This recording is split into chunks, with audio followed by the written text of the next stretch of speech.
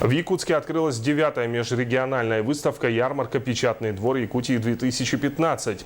В рамках мероприятия пройдут презентации книг якутских писателей, круглые столы и встречи читателей с авторами. Также состоится мастер-класс по подготовке из кулинарной книги Марианны Трифоновой «Блюда из ягод Якутии».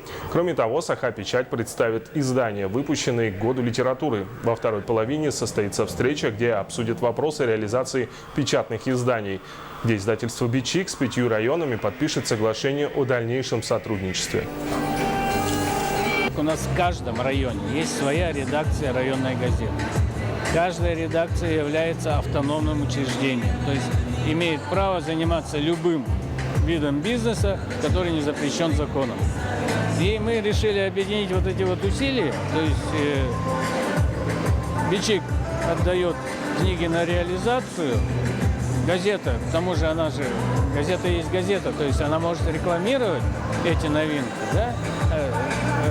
А газета вот занимается непосредственно распространением на местах, в районах.